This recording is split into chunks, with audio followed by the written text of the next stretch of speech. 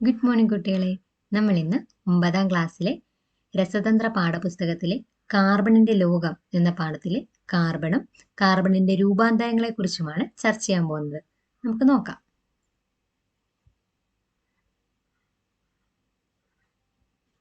ആദ്യമേ നമുക്ക് കാർബൺ എന്താണെന്ന് നോക്കാം. പ്രപഞ്ചത്തിലെ ജീവൻ എന്ന അത്ഭുത പ്രതിഭാസത്തിന്റെ സുപ്രധാന ഘടകമൂലകമാണ് കാർബൺ. ആവർത്തന പട്ടികയിലെ 14ാം ഗ്രൂപ്പ് മൂലകമായ കാർബണിന്റെ അണുസംഖ്യ 6ഉം അണുഭാരം 12.01 ആണ്. സ്വന്തമായും മറ്റു മൂലകങ്ങളുമായും ചേർന്ന് വിവിധങ്ങളായ സംയുക്തങ്ങളായി മാറുവാനുള്ള കാർബണിന്റെ കഴിവാണ് കാർബണിനെ മറ്റു മൂലകങ്ങളിൽ നിന്നും വേറിട്ട് നിർത്തുന്നത്. കാർബൺ പ്രധാനമായും 3 ഐസോട്ടോപ്പുകളായിട്ടാണ് കാണപ്പെടുന്നത്. കാർബൺ 12, കാർബൺ 13, റേഡിയോ ആക്റ്റീവായ കാർബൺ 14 എന്നിവയാണ് അവ. ഐസോട്ടോപ്പുകളുടെ ചിത്രം ചുവടെ കൊടുത്തിട്ടുണ്ട്. പ്രകൃതിയിൽ മൂലകാവസ്ഥയിലും സംയുക്ത രൂപത്തിലും കാണപ്പെടുന്ന ഒരു മൂലകമാണ് കാർബൺ. ഓരോ രൂപത്തിന്റെയും ഭൗതിക ഘടന വളരെ വ്യത്യസ്തമാണ്.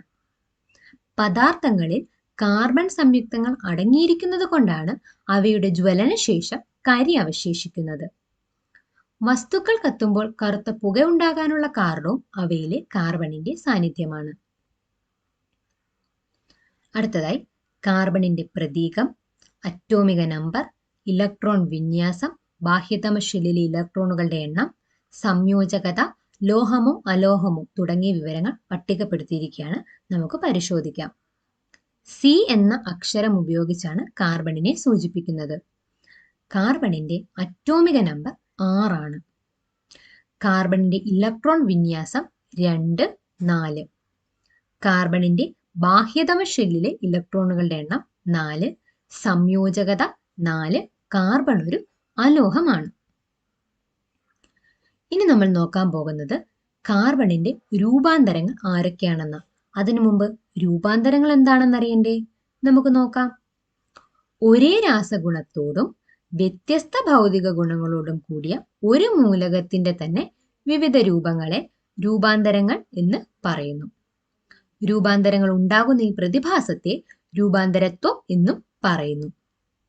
കാർബണിന്റെ ക്രിസ്റ്റലീയ രൂപാന്തരങ്ങളാണ് വജ്രം, ഗ്രാഫൈറ്റ്, ഫുള്ളറീൻ, ഗ്രഫീൻ മുതലായവ. ആദ്യമേ നമുക്ക് വജ്രം നോക്കാം.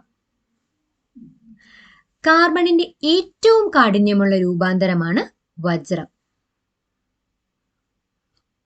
വജ്രത്തിന്റെ സവിശേഷതകൾ: കാഠിന്യം വളരെ കൂടുതൽ, സുതാര്യം, വൈദ്യുതചാലകമല്ല, ഉയർന്ന താപചാലകത, ഉയർന്ന അപവർത്തനാങ്കം.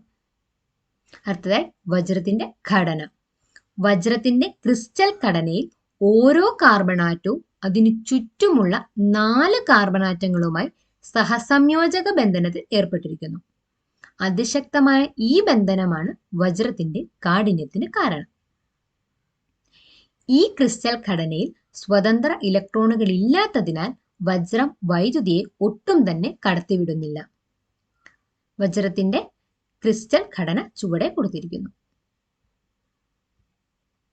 അടുത്ത വജ്രത്തിന്റെ ചില ഉപയോഗങ്ങൾ. ആഭരണങ്ങൾ നിർമ്മിക്കാൻ ഉപയോഗിക്കുന്നു, ഗ്ലാസ് മുറിക്കാൻ ഉപയോഗിക്കുന്നു, രാസവിശകലനം. അടുത്തതായി വരുന്നത് ഗ്രാഫൈറ്റ് ആണ്. കാർബണിന്റെ ഏറ്റവും മൃദുവായ ക്രിസ്റ്റലീയ രൂപാന്തരമാണ് ഗ്രാഫൈറ്റ്. ഗ്രാഫൈറ്റിന്റെ സവിശേഷതകൾ മൃദുവും തെന്നിമാറുന്നതുമാണ്, ചാരനിറമുണ്ട്, വൈദ്യുതചാലകമാണ്, ബാഷ്പീകരണശീലമില്ല. ഗ്രാഫൈറ്റിന്റെ ഘടന. ഗ്രാഫൈറ്റിന്റെ ഓരോ കാർബണും ചുറ്റുമുള്ള 3 കാർബണാറ്റങ്ങളുമായി സഹസംയോജക ബന്ധത്തിൽ ഏർപ്പെട്ട് പാളികളായാണ് കാണപ്പെടുന്നത്. ഇത്തരം പാളികൾ ഒന്നിനു മുകളിൽ ഒന്നായി അടുക്കി വച്ചിരിക്കുന്ന തരത്തിലാണ് ഗ്രാഫൈറ്റിന്റെ ഘടന. ഓരോ പാളിയും ഷഡ്ഭുജങ്ങളാൽ നിർമ്മിതമാണ്. പാളികൾക്കിടയിൽ സഹസംയോജക ബന്ധനം ഇല്ല. ദുർബലമായ വാണ്ടർവാൾസ് ഭൗതിക ബലങ്ങളാണ് പാളികൾക്കിടയിൽ ഉള്ളത്. അതിനാൽ പാളികൾക്ക് പരസ്പരം തെന്നിമാറാൻ കഴിയും. സഹസംയോജക ബന്ധനത്തിൽ ഏർപ്പെടാത്ത ഇലക്ട്രോണുകളുടെ സാന്നിധ്യം ഗ്രാഫൈറ്റിനെ വൈദ്യുതചാലകമാക്കുന്നു. ഗ്രാഫൈറ്റ് ചില ഉപയോഗങ്ങൾ നോക്കാം. പെൻസിൽ ലെഡ് നിർമ്മിക്കാൻ ഉപയോഗിക്കുന്നു. ഡ്രൈ സെല്ലിലെ ഇലക്ട്രോഡുകൾ നിർമ്മിക്കാൻ ഉപയോഗിക്കുന്നു. ഖരാവസ്ഥയിലുള്ള സ്നേഹകമായി ഉപയോഗിക്കുന്നു. അടുത്തതായി ഫുള്ളറീനുകൾ. കാർബണിന്റെ മറ്റൊരു രൂപാന്തരമാണ് ഫുള്ളറീൻ. പഞ്ചഭുജ ആകൃതിയും ഷഡ്ഭുജ ആകൃതിയിലുള്ള വളയങ്ങൾ ചേർന്ന പൊള്ളയായ ഗോളീയ രൂപങ്ങളാണ് ഫുള്ളറീനുകൾക്കുള്ളത്. ഇവ ബക്കിബോൾസ് എന്ന് വിളിക്കപ്പെടുന്നു. സിലിണ്ടർ ആകൃതിയിലുള്ള ഫുള്ളറീനുകളാണ് കാർബൺ നാനോ ട്യൂബുകളായി ഉപയോഗിക്കുന്നത്.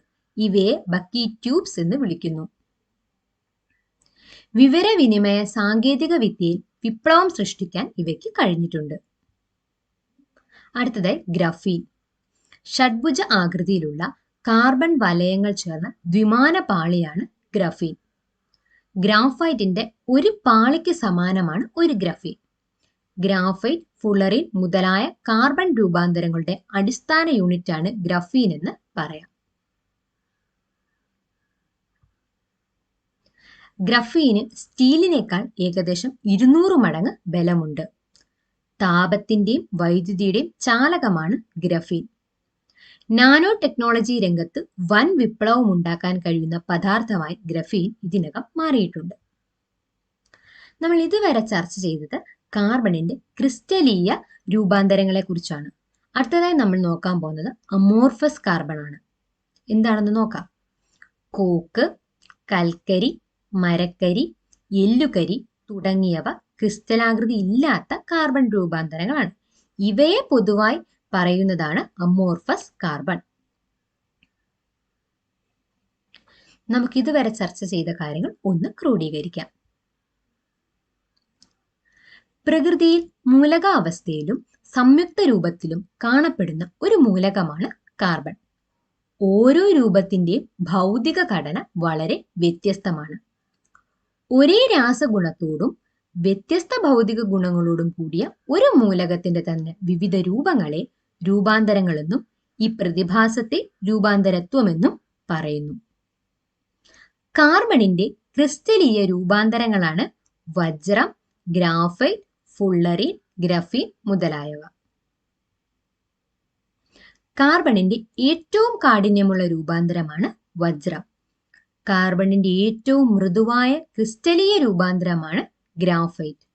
കോക്ക്, കൽക്കരി, മരക്കരി, എല്ലുകരി തുടങ്ങിയവ ക്രിസ്റ്റലാകൃതി ഇല്ലാത്ത കാർബൺ രൂപാന്തരങ്ങളാണ്.